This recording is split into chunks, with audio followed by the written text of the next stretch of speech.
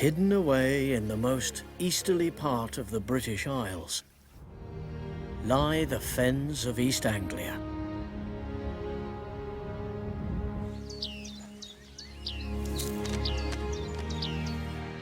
An ancient landscape of wild wetlands.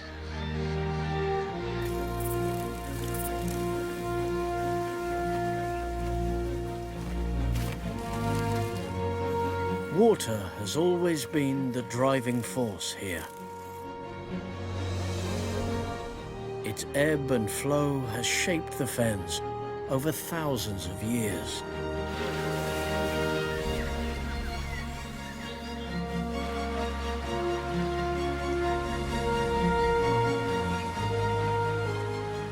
This ever-changing landscape has long sustained the wildlife here.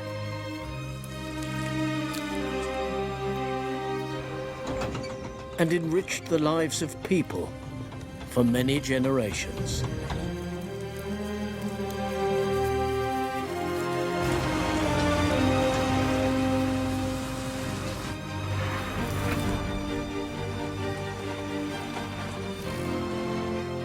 It's the cycle of the seasons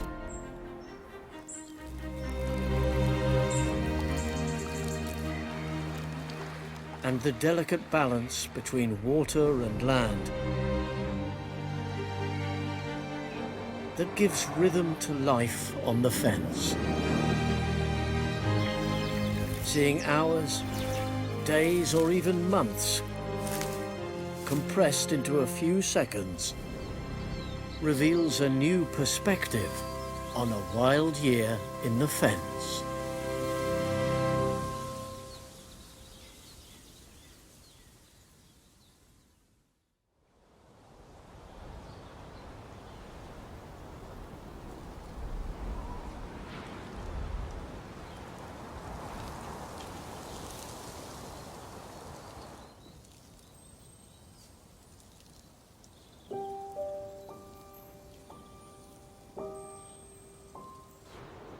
A land of distant horizons and big skies, the Fens has always been exposed to the extremes of every season. In winter, bitterly cold Arctic air from Scandinavia reaches across the North Sea to hold this land in its icy grip,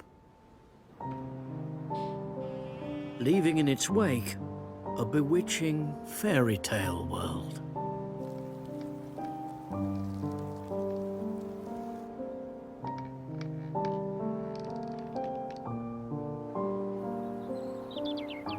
The ground is frozen, flowing water stilled.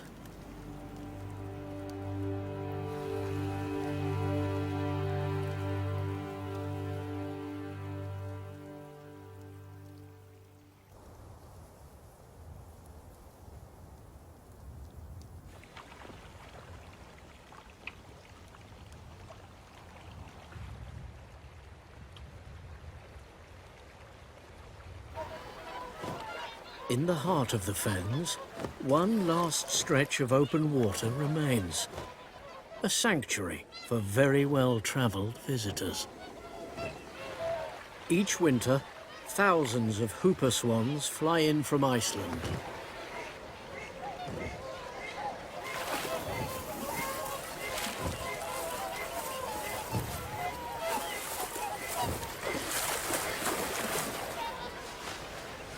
They join countless other birds, overwintering on the pastures of the Welney Wetlands Reserve.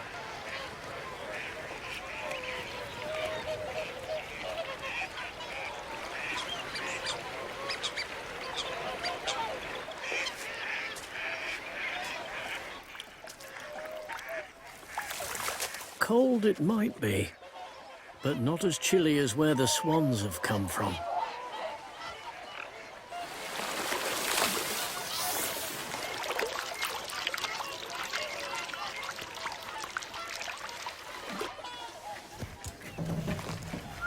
The festive season is a busy time. Today, it's Warden David Tufts' turn to play Father Christmas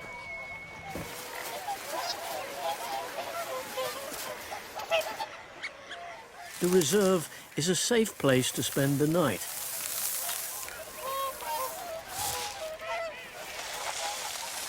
And the food isn't bad either.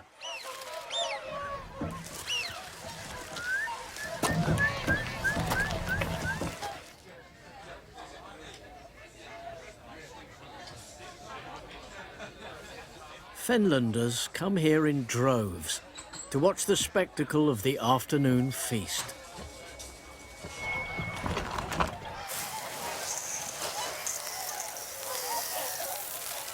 There's plenty for everyone. But there's always one who can't wait.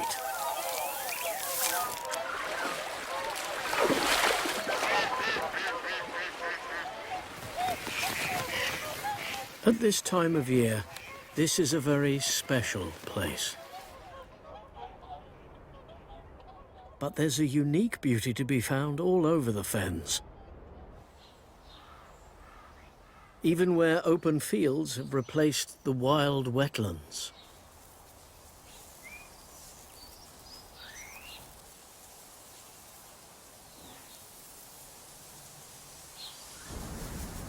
It's the sense of space that creates an atmosphere unlike anywhere else in Britain.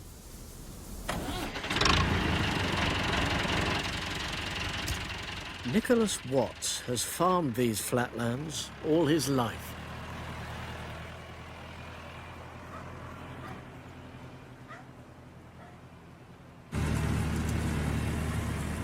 Nicholas not only works the land, but he's dedicated to helping the local wildlife too.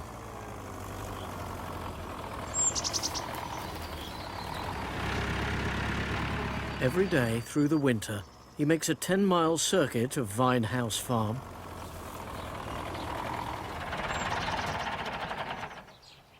to feed the birds. His efforts are being rewarded in all kinds of ways.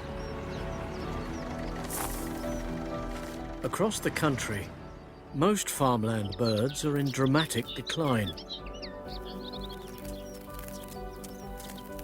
On Vine House, birds like these linnets are thriving,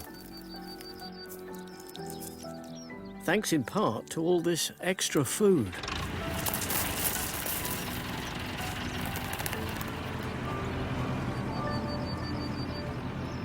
For the moment, farm work is on hold because the ground is frozen. But not for much longer.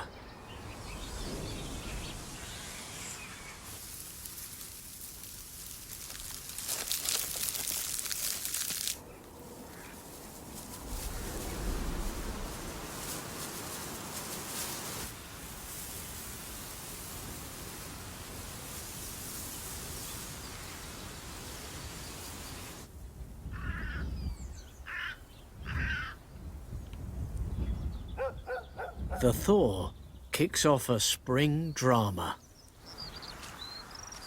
Brown hares are very much at home on these drained pastures.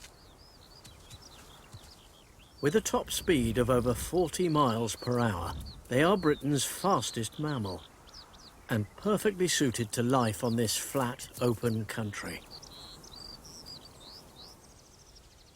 At this time of year, the normally placid hares are struck by March madness.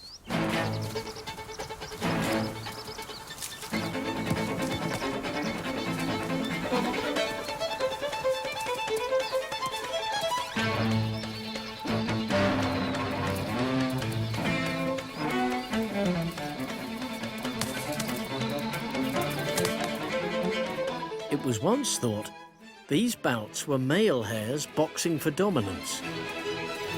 But it's usually the females throwing the punches, fending off the attentions of over-eager suitors.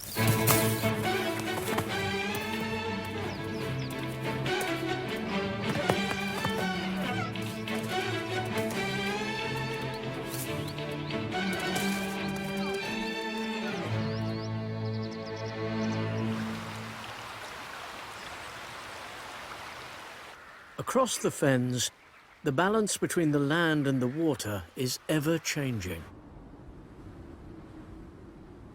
On such flat country, the risk of flooding is never far away.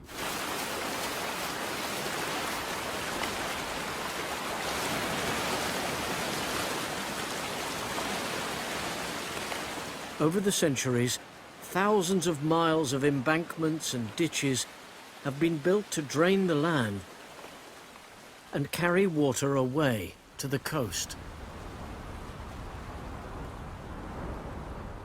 And as added protection, excess water can be diverted onto specially set-aside water meadows.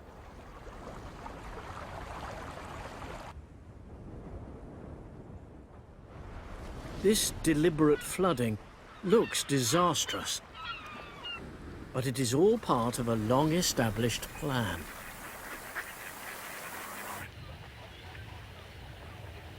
By the end of a wet winter, these temporary lagoons can cover thousands of acres.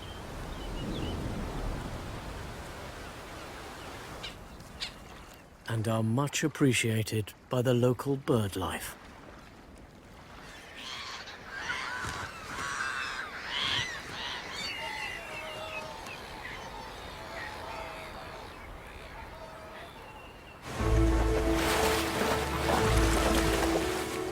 If left alone, drainage channels soon fill with mud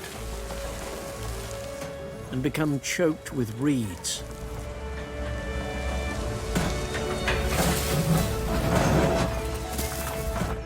So come March, it's time for mudding out. Ditches are dredged and banks scraped.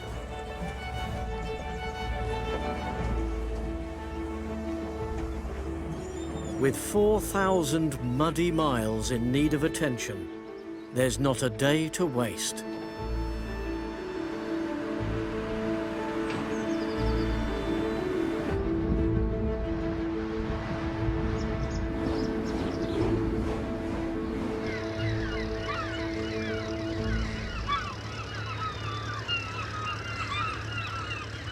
With water under control and the ground drying out fast, the farming year can begin in earnest.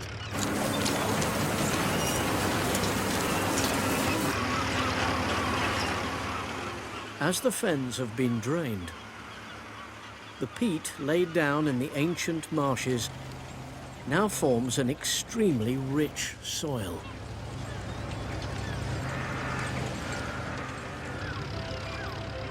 These are the most productive fields in the country.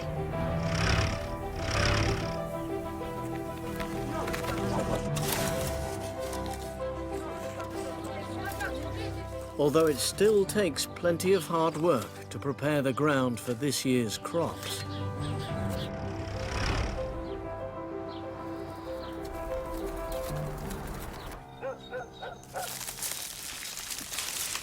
Elsewhere, it's last year's harvest that is keeping people busy. The sluggish fenland rivers are perfect nurseries for growing bulrushes, a plant at the heart of a local industry dating back to Anglo-Saxon times.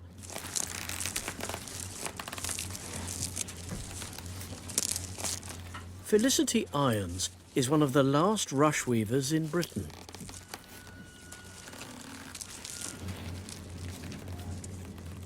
It takes all day to weave 60 feet of rush plats, which are stitched together to make baskets and matting.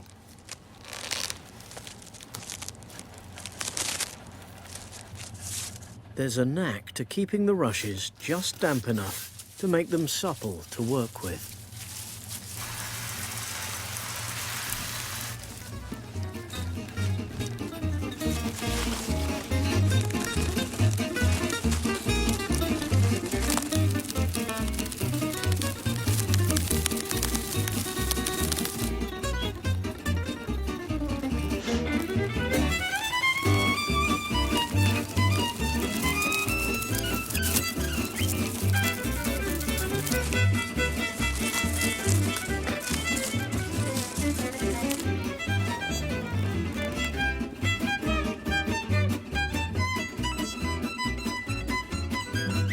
A busy winter's weaving has almost emptied Felicity's barn of rushes.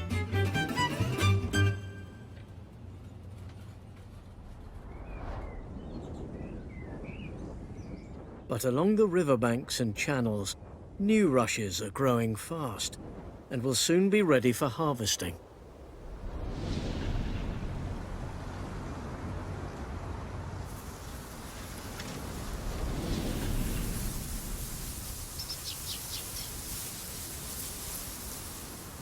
Across the Fens, the winter visitors are long gone. But on the Welney wetlands, there's a new arrival.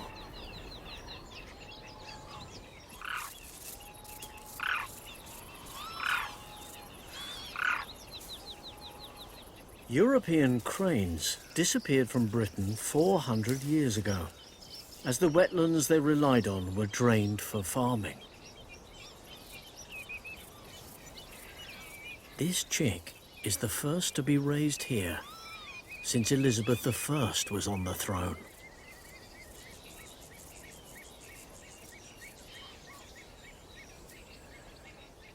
It's taken years to recreate the right conditions that enticed these elegant birds back here to breed.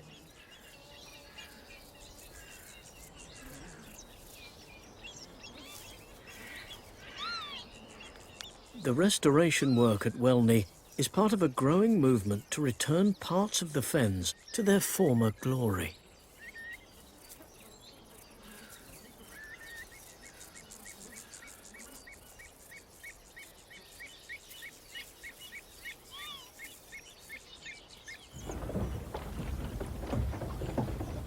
No romantic vision of the historic Fens would be complete without its windmills. But in fact, they were once cutting-edge technology. Over the centuries, several hundred were built to pump the Fens dry. Today, the reclaimed land still needs protecting. But now, it's massive flood barriers and powerful pumping stations that keep the water under control.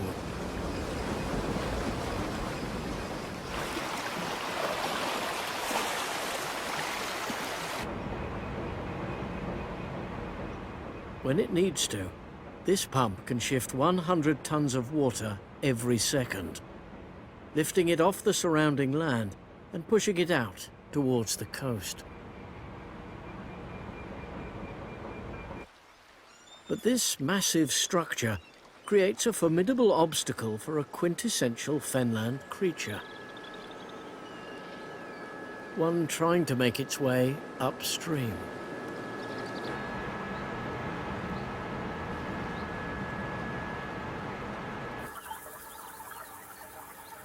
There's a pipe running up from the river to help them on their way. Where conservationist Peter Beckenham is on hand to greet each wave of new arrivals.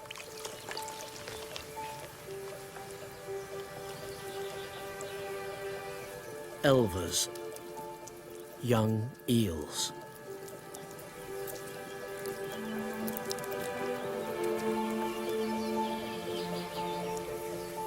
To get here, they have already travelled over 3,000 miles from the Sargasso Sea on the far side of the Atlantic. The great eel migrations of the past, when millions of eels arrived each year, are long gone. These days, Peter is lucky to get a bucketful on his weekly visits. They're carried safely past the pumps and released further upriver.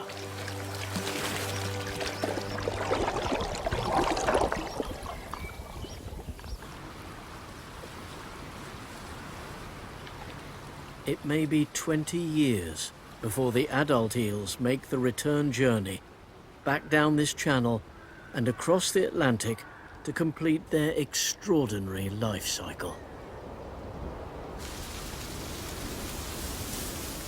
For centuries, eels were so central to life here that the capital of the Fens takes their name. This is Ely, the Isle of Eels. Eels were even used as a currency, one that helped pay for the construction of Ely Cathedral.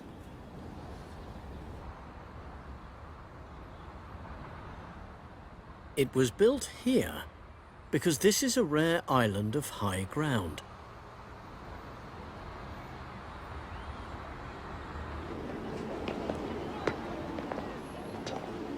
Finished nearly 1,000 years ago, this marvel of the medieval world still attracts visitors all year round.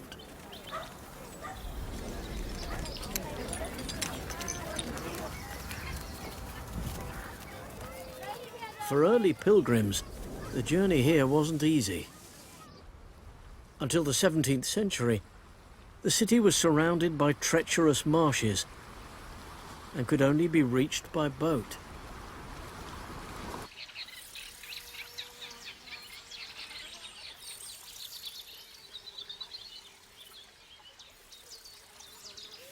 Back then, those wetlands would all have looked very much like this.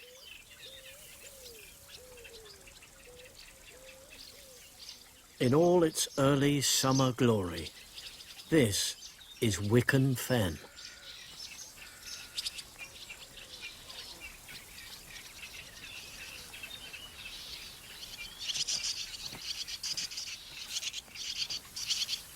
It's one of the few fens that have never been drained.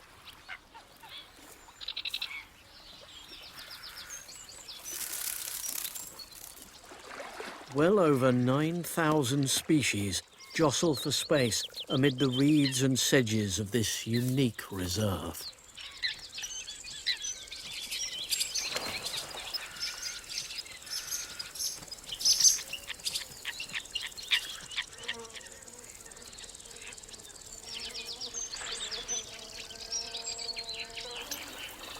These few acres have the greatest diversity of wildlife found anywhere in Britain.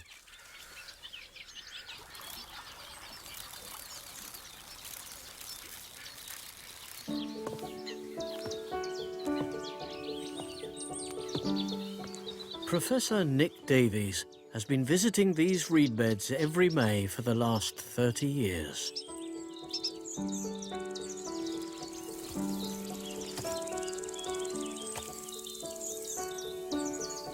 That's because Wicken Fen is one of the last strongholds for one of Britain's most anticipated spring visitors.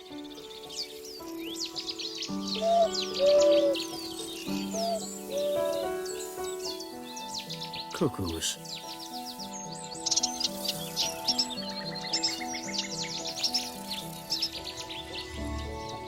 In his quest to understand the rather devious behaviour of these birds, Nick first needs to find reed warbler nests, because here they are the cuckoo's preferred victims.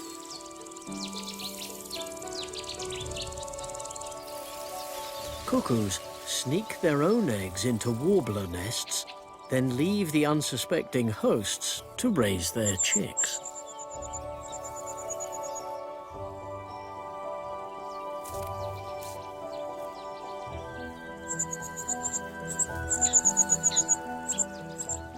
It all seems to start so well. But within a week, the greedy cuckoo chick is 8 times heavier than its foster parents.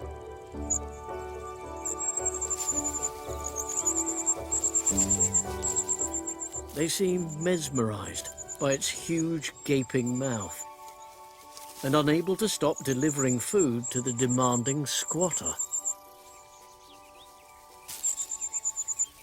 From the warbler's point of view, at least, it's all rather unfair.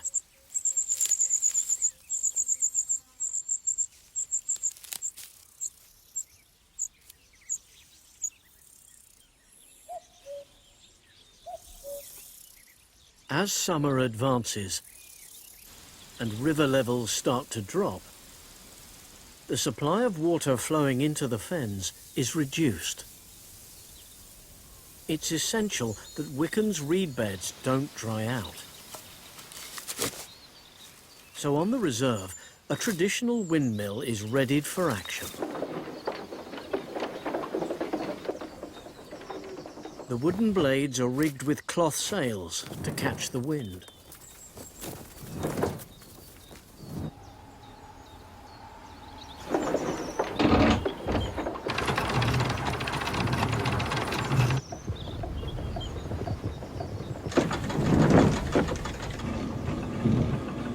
At top speed, it can manage 2,000 gallons an hour. Enough to help keep the reed beds topped up to just the right level. Sometimes the old ways are still the best.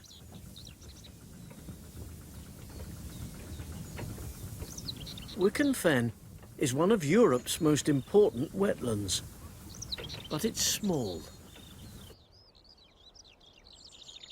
So there's a grand plan to add to it by reclaiming surrounding farmland.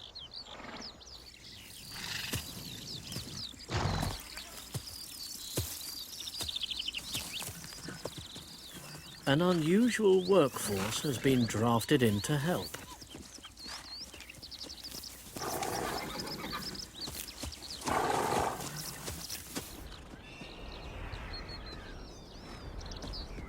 Conic ponies are directly related to the tarpan, Europe's original wild horse. These natural engineers are left out all year round to just get on with the job.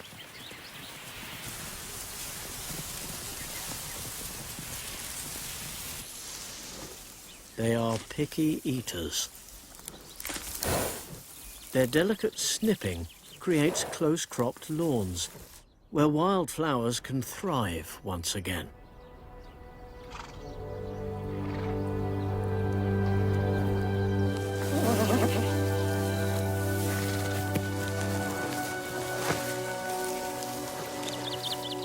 Their well-trodden paths and the scrapes where they dust bathe break up the ground.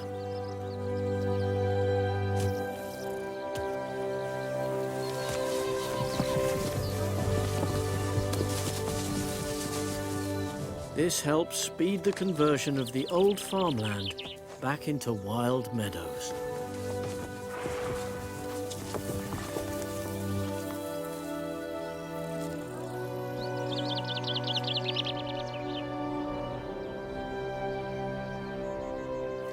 It's all rather low-tech, but the 100-strong herd is quietly reshaping this landscape by simply doing what comes naturally.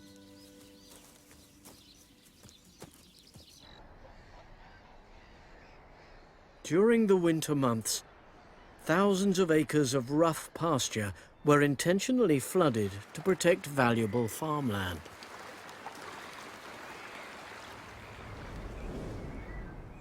Now that same floodwater is released back into the Fenland rivers.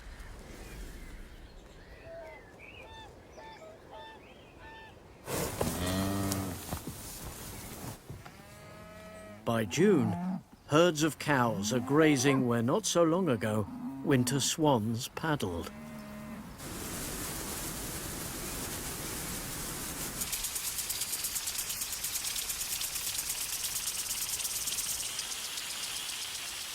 Now, farmers pour millions of gallons back onto the same fields that so much effort was expended on keeping dry through the winter.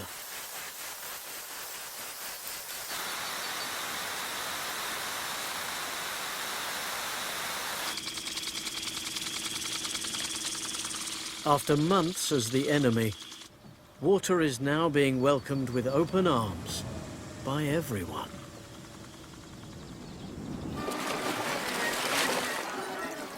In his swan-themed craft, Welney warden David Tuff and crew have entered the annual Hillgay raft races. The rules are simple.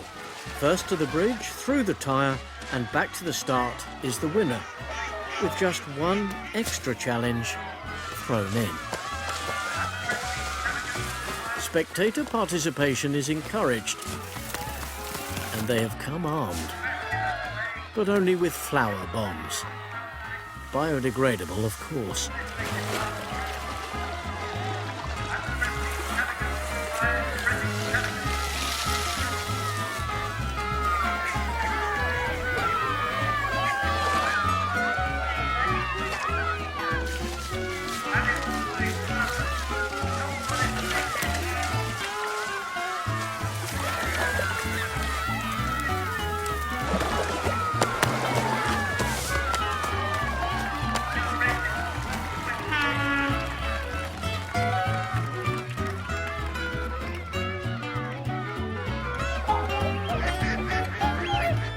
It's a cracking effort.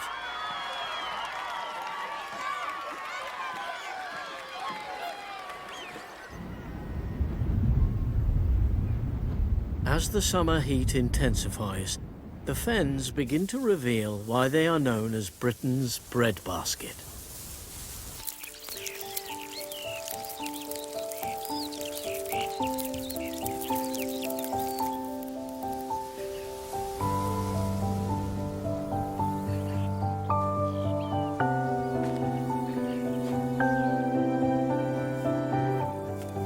With a lifetime's experience behind him, Nicholas Watts decides that now is the time to harvest the early sown wheat.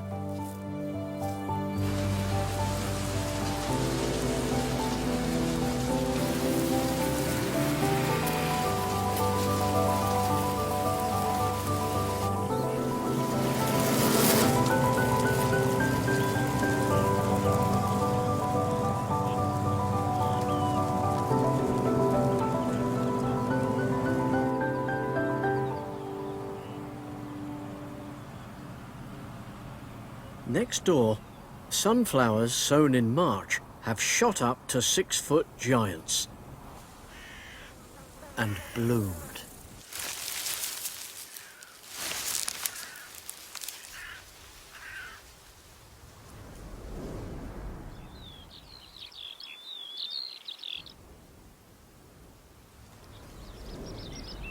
This year, Nicholas has sown over 100 acres, making Vinehouse Farm the biggest grower of sunflower seeds in the country.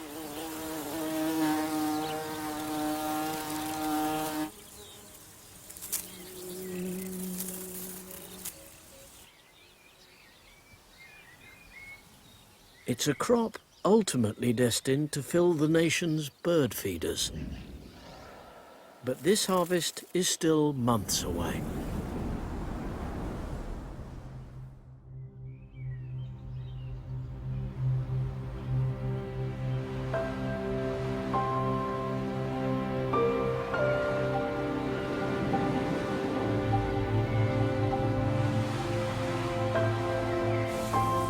Whether it's freezing winter gales or gentle summer breezes, the Fens are notorious for the winds that sweep across this wide-open landscape.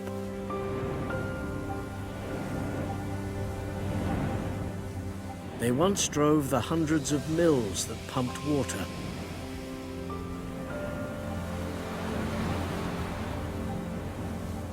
Today, the wind is harnessed on an even grander scale. Electricity is the latest cash crop for Fenland farmers.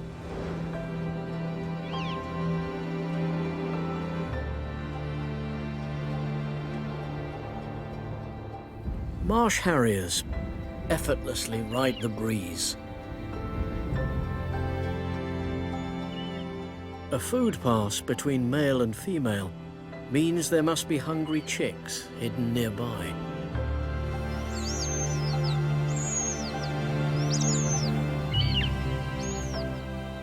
These wetland specialists had all but disappeared from Britain by the end of the 19th century.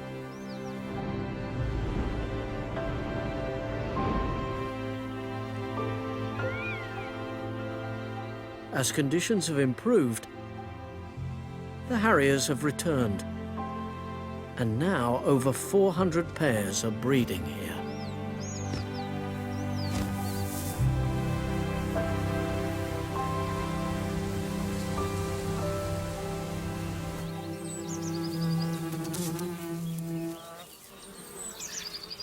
Perhaps surprisingly for a farmer, Nicholas encourages weeds to grow on his land.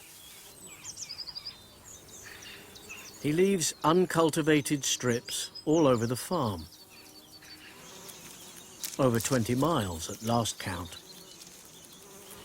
Creating corridors for wildlife between his fields.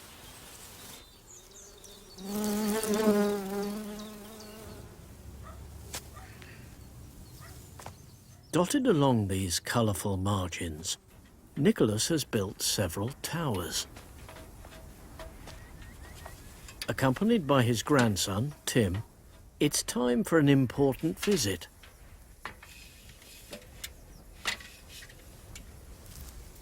The tower is a giant, multi-storey nest box. And in the penthouse, barn owls are raising their chicks.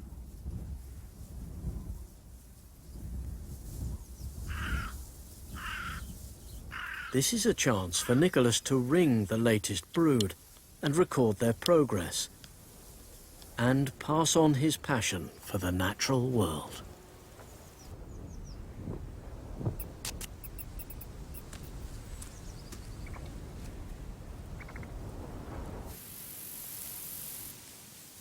Midsummer, and there's new life and new generations being raised all over the Fens.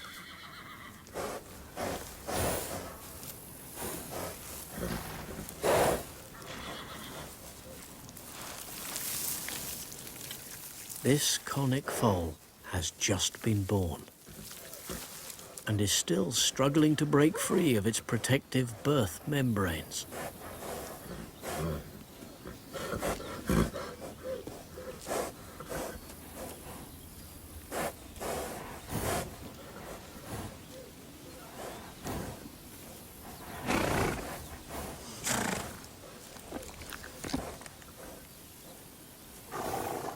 Within a few minutes, he's ready to stand up.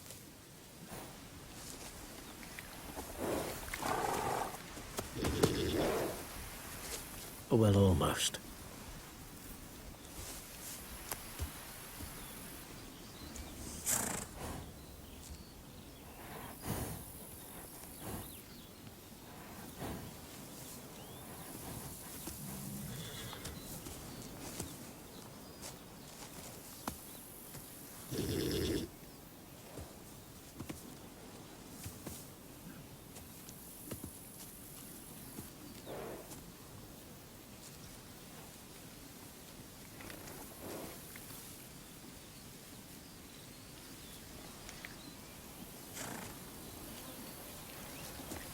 Half an hour later, he's found his feet.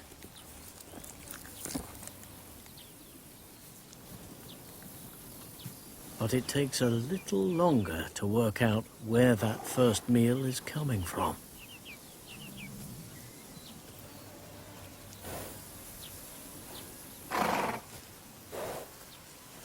Success.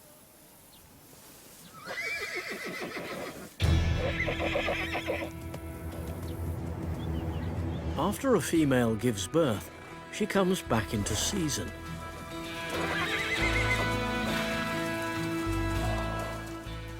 That gets the stallions all fired up as they compete with one another to sire next year's foals.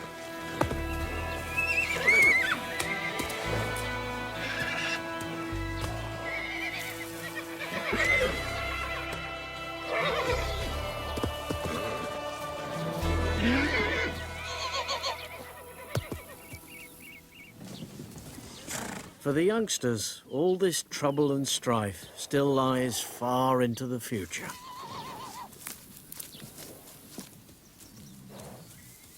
For everyone else, it's time to get back to the day job.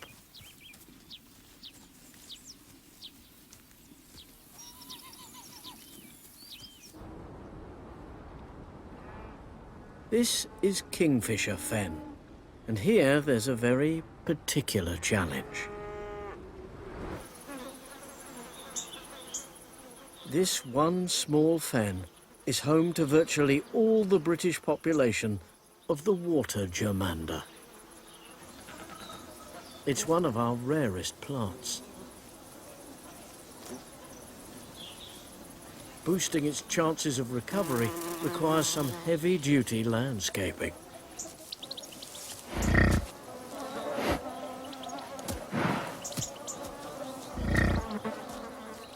Water buffalo are normally found working in the rice paddies of East Asia.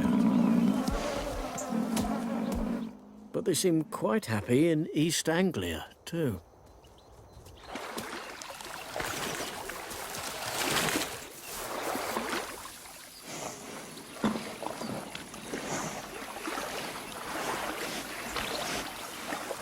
As they travel through the reed beds, they open up new channels.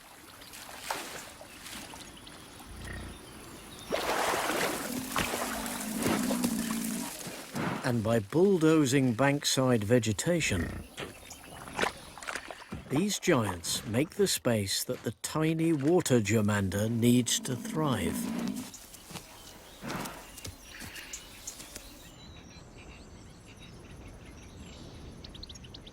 Like the conic ponies, they are helping shift the balance here back towards more natural wetlands.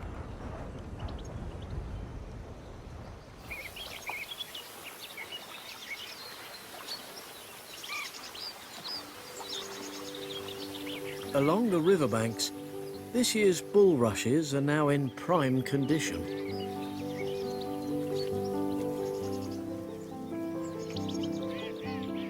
It means long days on the river for Felicity and her crew. The cutting season has arrived.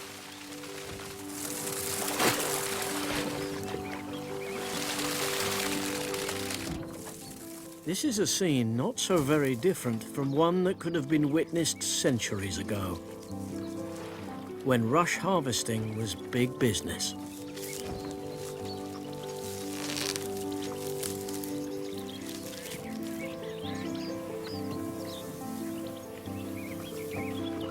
It's back-breaking work, slicing 10-foot lengths from the riverbed.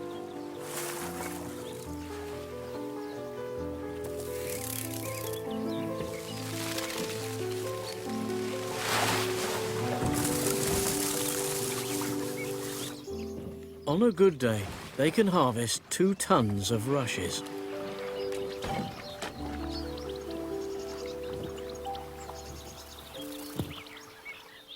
The bulrushes will grow back to their full height in just 2 years, so Felicity will always have a plentiful supply close at hand.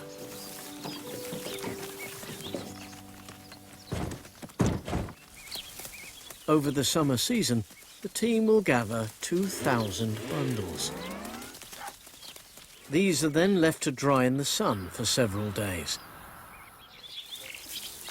before being stored back on the farm.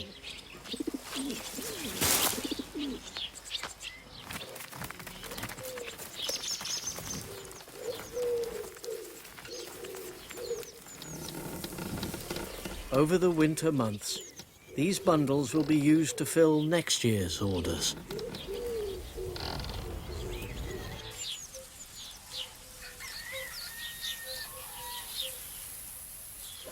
Without stone, brick or slate to build with, Fenlanders had to work with whatever materials they could gather locally. Cottages here are famous for their elaborate straw-thatched roofs. Traditionally, animal decorations were placed on ridgelines to ward off witches and evil spirits. Every thatcher had their own trademark design. Even the best quality thatch eventually rots away, so must be stripped off and replaced every 50 years or so.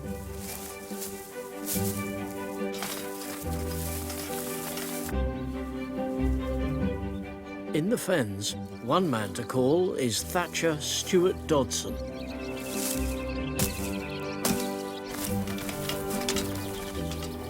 When he's not up a ladder, he's off cutting fresh straw to keep the roofing gang busy.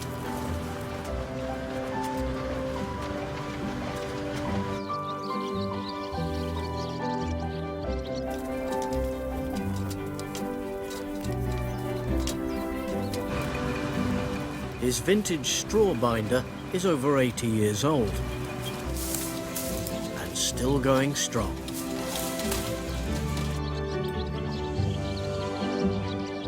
The new bundles are trimmed and pinned just as quickly as Stuart can deliver them.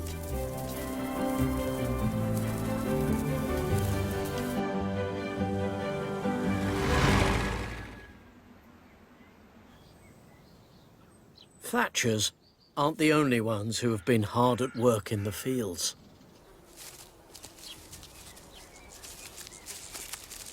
Harvest mice weave intricate grass nests, suspended off the ground amongst the cereal stalks.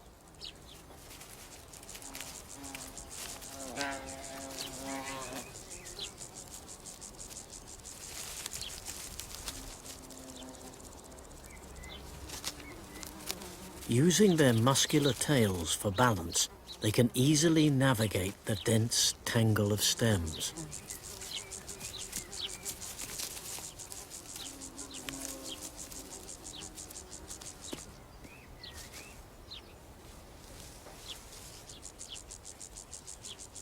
Along the field margins, wild berries are ripening.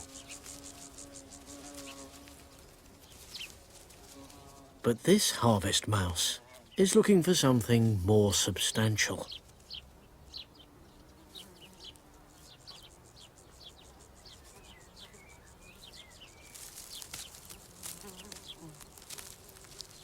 Gorging on seeds will help it put on as much weight as possible to get through the hard times of the coming winter.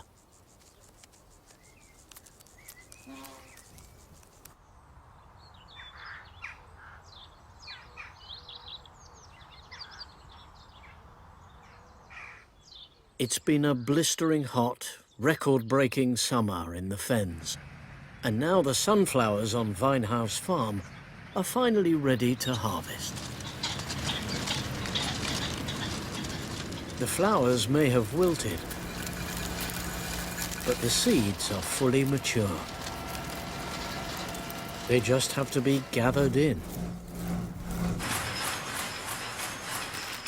By the time the fields are stripped, Nicholas will have over 100 tons of seeds to process.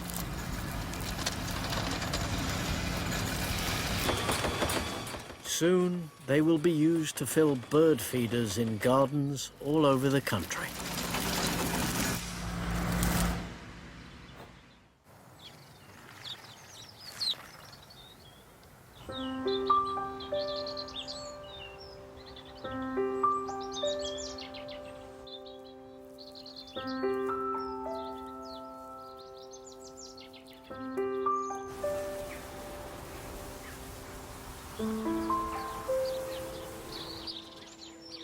With the harvests all but over, the wild field margins and hedgerows have now become the main larders for many animals. Wild seeds and autumn fruits feed songbirds and mice.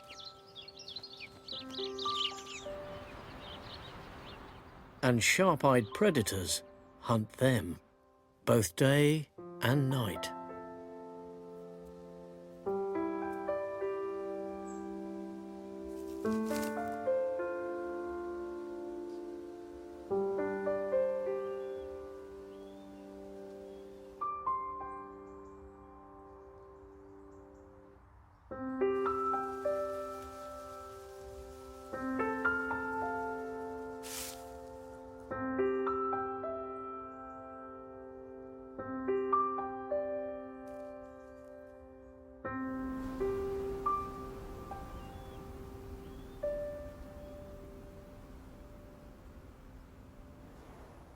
This year, Plenty of sun and plenty of water have combined perfectly to ripen one of the Fenland's newer crops.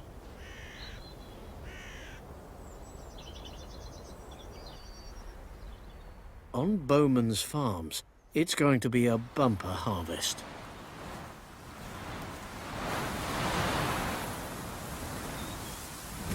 And they have to keep to a tight schedule.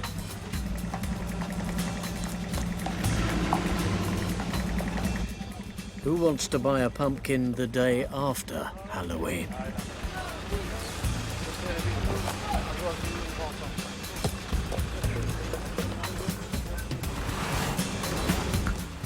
These fields will produce over 2 million pumpkins.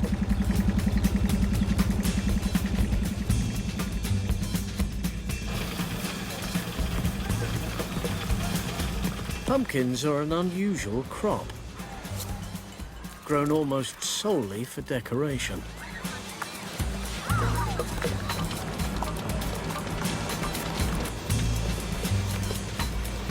Millions will be carved into lanterns. Surprisingly few will be eaten.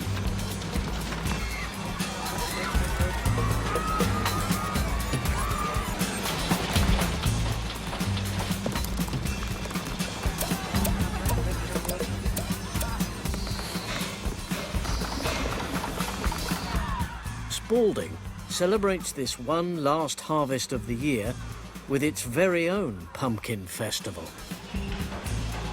But Bowman's pumpkins are crated, ready to be shipped all around the country, because everyone loves a Halloween party.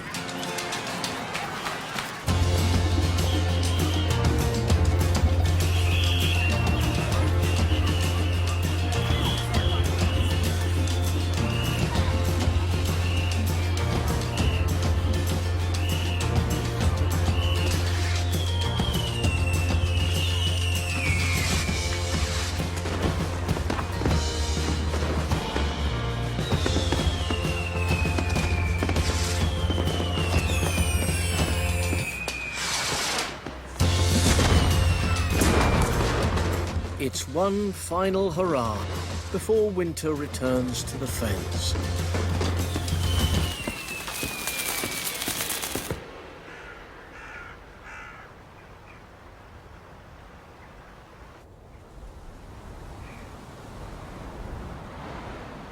As the days shorten, freezing air once again envelops these flat lands.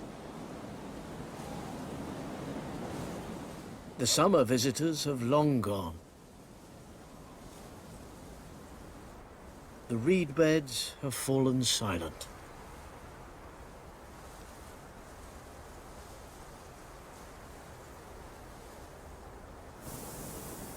As autumn deepens, rivers and ditches begin to fill as the water returns once again.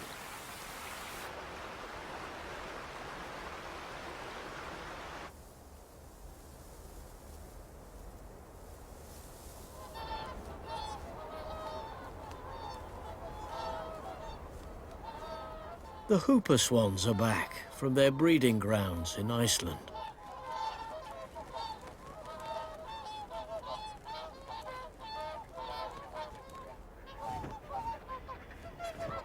Some are old hands that have been here before. Others will be seeing the Fens for the first time.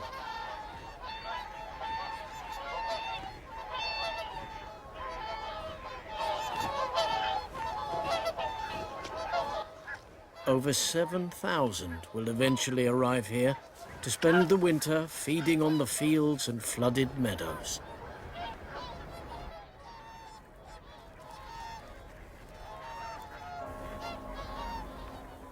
This November has a particular poignancy. All across the country, people are coming together to mark a very special occasion. For Fenlanders, the focus of the day is Ely Cathedral.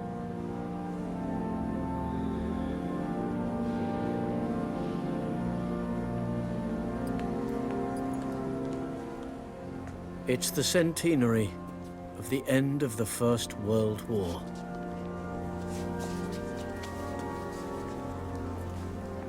The Cambridgeshire Regiment lost over 800 men, many in the flat and muddy fields of the Western Front.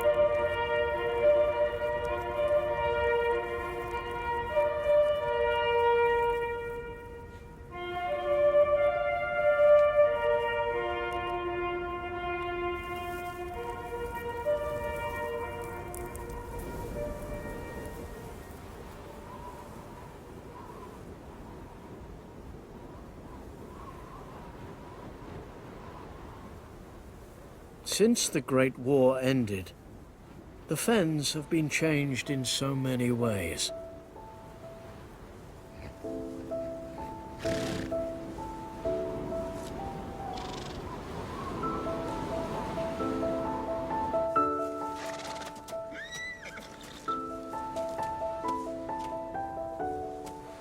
Much of the ancient fenland has been lost forever to the plough and the harvester.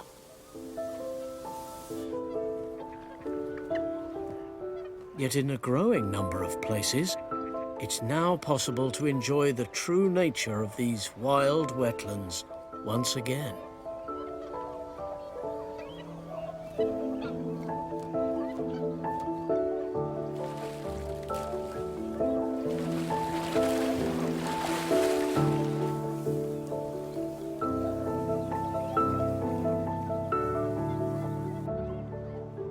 With the return of winter, the seasons have come full circle.